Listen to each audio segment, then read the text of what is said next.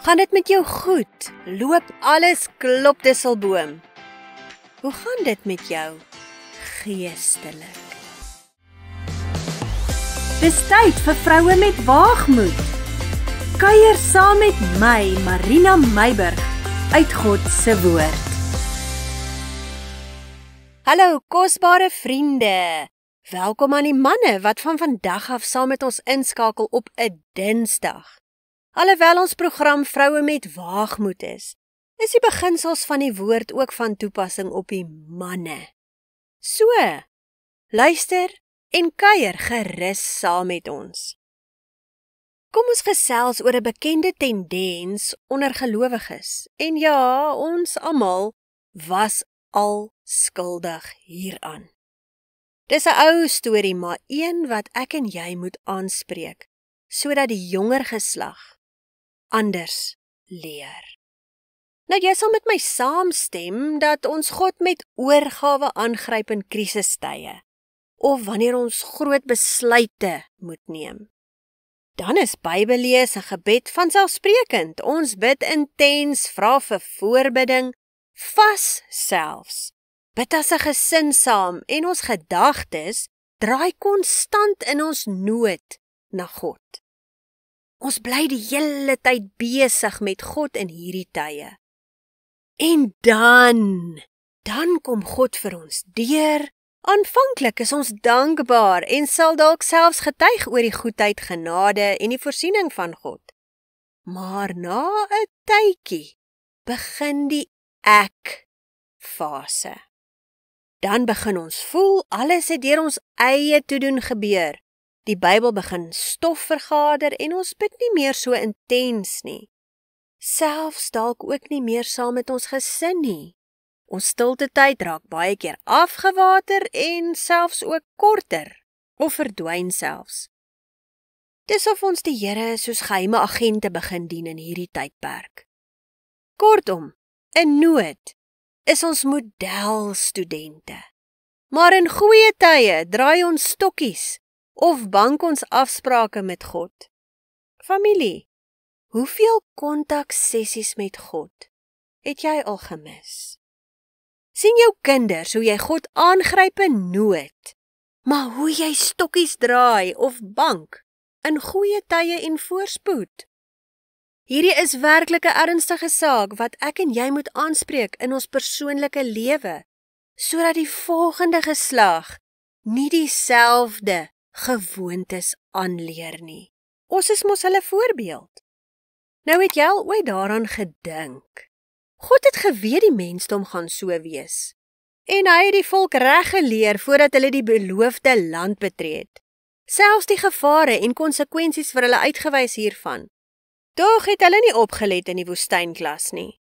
En eindelik, hoeveel pryse van verlies betaal as gevolg van hulle bank of stokkies draai, toe hulle God moes erken en aanhou dien, maar eerder hulle self begin dien het in die goeie tye. Kom ek lees vir jou Deuteronomium 8 vers 2 tot 20, ek weet dis lank, maar verdra my asseblief.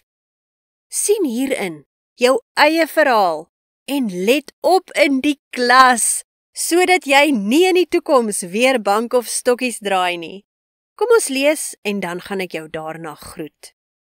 En jy moet dink aan die hele pad waarlangs die Here jou God jou die 40 jaar lank in die woestyn gelei het, tot jou verootmoediging en beproewing, om te weet wat in jou hart is, of jy sy gebooie sal hou, of nie. Vriende, hierdie is die rede vir krisistye, om ons eie harte te ken. Kom ons lees vers 3. En hy het jou verootmoedig en jou laat honger ly, en jou die manna laat eet wat jy en jou vader nie geken het nie, om aan jou bekend te maak, dat die mens nie van brood alleen lewe nie, maar dat die mens lewe van alles wat uit die mond van die Here uitgaan. Vriende, God dra ons deur krisistye, sodat ons kan leer wie ons voorsiener en versorger is. Nou kyk nou net verder. Hoe het hy dit vir die volk gedoen? En dink 'n bietjie oor hoe hy jou gedra en versorg het in jou moeilike tye. Kom ons lees verder. Jou klere het aan jou nie verslyt en jou voet het nou 40 jaar lank nie geswel nie. Erken dan in jou hart dat die Here jou God jou onderrig, soos 'n man sy seun onderrig.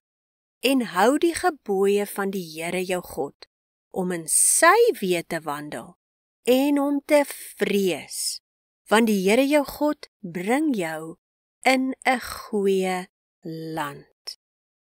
Familie, hy beloof die goeie tye van oorvloed en oorwinning. Hy wil hê dit moet met jou goed gaan. Kom ons lees verder.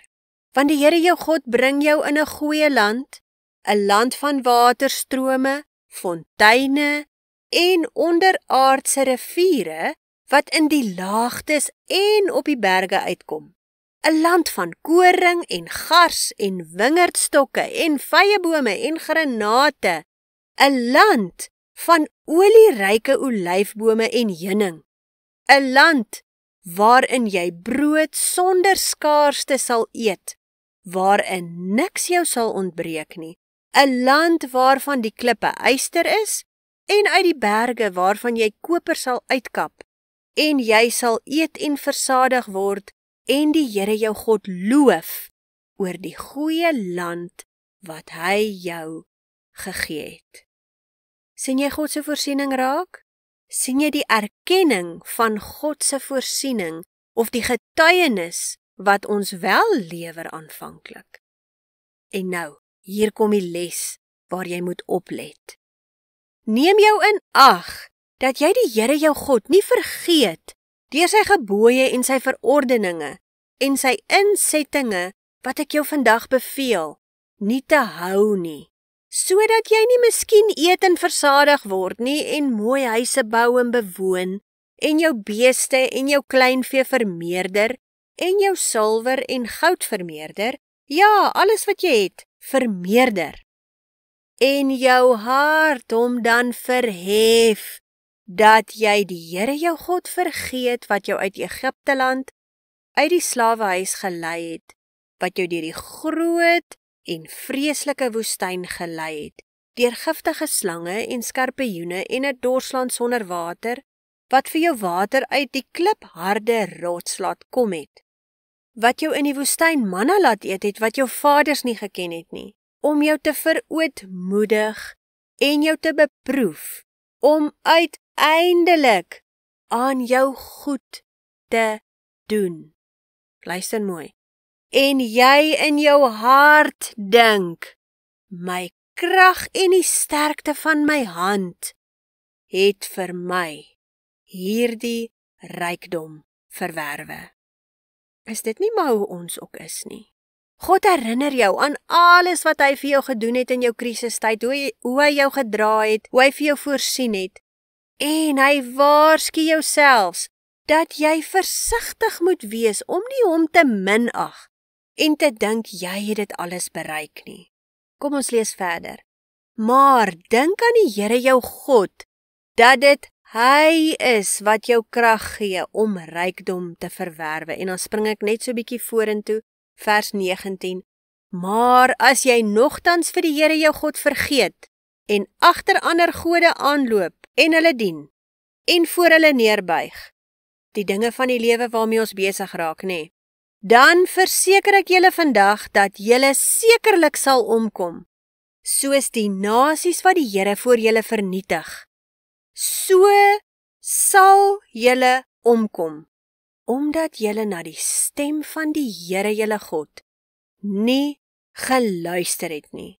Vriende, dis hoekom ons dikwels in groter krisisse beland nadat ons die Here se voorsiening en voorspoed in ons lewe gesmaak het.